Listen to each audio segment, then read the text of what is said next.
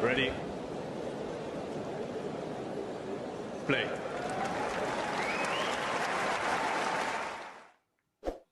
The Aussie battle, but only one can make it. I think Thompson was also one of the players who didn't drop a set before today, so now it's just Draper. And well, the Minaur is into the quarterfinals. Third slam in a row. He also made the fourth round at the Australian Open, lost in 5 sets to Rublev. So really an awesome Grand Slam season. Can only get better from here, really. I mean, he's facing Jack Draper. It's a rare opportunity for both players, that's for sure. There's no Carlos Alcaraz in this quarter anymore, and he hasn't been here for the past many days. And Minaur so far is the guy just taking advantage as well. The third highest seed originally in this quarter. The second was Hubert Hurkacz, but he was eliminated by his countryman friend Jordan Thompson. So it's 3-0 for Minaur in the head-to-head. Just trying to remember which one of these. There's been one a year over the last 3 years. It'll be the second meeting this year. Yeah. First Wimbledon, one coming. Asia, and what's the third? Acapulco this year, retirement from Jack. Oh, right. Yeah. That's fair. But yeah, I mean, all of these basically had Jack like struggle with his fitness, especially the last two. Wimbledon maybe not as much, but he kind of struggled to hit through ADM. Like it was 4 sets, but it wasn't actually as close as I think we were expecting it to be at the time. Whereas, yeah, the Chinese match, or sorry, in Japanese match, I think it was in Tokyo, that was kind of just where Jack was outplaying him for a long part of that match, but just couldn't get over the line with the cramping and stuff. Oh yeah, I remember that one. I think he served for the match there, right, in Tokyo? Yeah, it was insane. It was like I was watching that at like 5 a.m. in the morning, so my memories are pretty blurry, but it was just an insane affair. And I don't know, maybe it still gives some hope to Jack. Obviously, as I said earlier today on one of the things we did, I don't remember if it was the Paulini one or probably it was the Dimitrov Tiafoe preview. But like at this stage of the event, really, it's tough to say that anyone is favored because they will both be super nervous and really excited to potentially get into that Grand Slam semi. Maybe even have an opponent they can beat there. I mean, we'll see. Sinner, of course, is someone that the Minaur would like to avoid.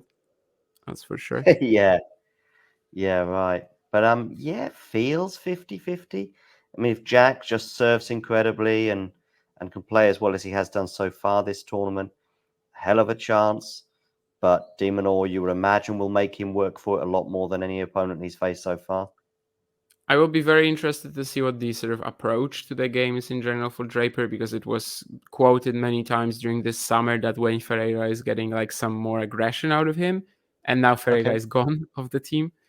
So I don't think out of the Draper team. I didn't know that. Yeah, they announced it like around Cincinnati or something like that. That basically Jack only wants one voice in the team. That Ferreira and Trotman was a little too much, so Ferreira is out of the team, and that's going to be quite interesting to see like if this is the mindset that Jack plays with or not. I mean, so far I just don't feel like we haven't been able. I don't feel like we have been able to really observe anything like that because he just hasn't been pushed. Like the guy just hasn't had a match where he has to step up. And this is one where, yeah, I mean, it will happen. If Jack Draper makes the US Open semifinals without dropping a set, I will be very surprised, even though it's just one match coming up.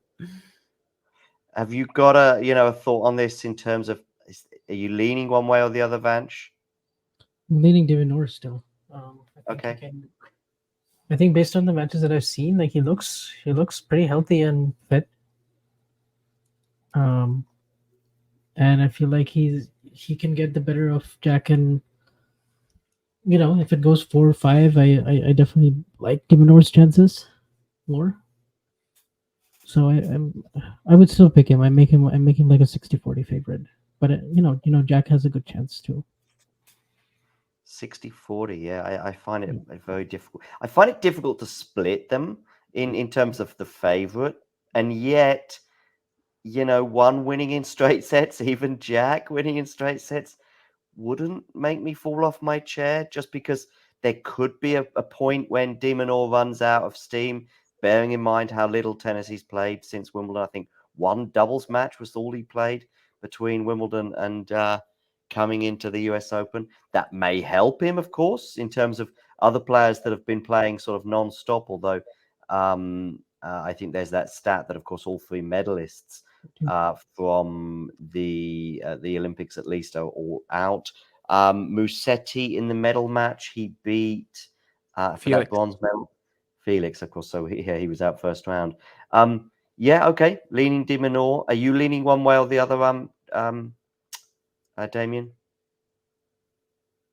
I'm just gonna shrug. I mean, saying the Minaur would be just so boring, to be honest. Like it's just kind of, you know, what you expect. It's, yeah. I mean, my sort of usual you know, gut and kind of wanting to see upsets happen, wanting to see stories happen, I kind of tend to lean towards Jack. He has the higher upside to me, even, which might be a little controversial for now.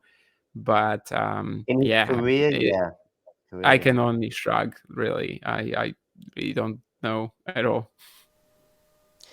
If you enjoyed this video, make sure you hit that like button.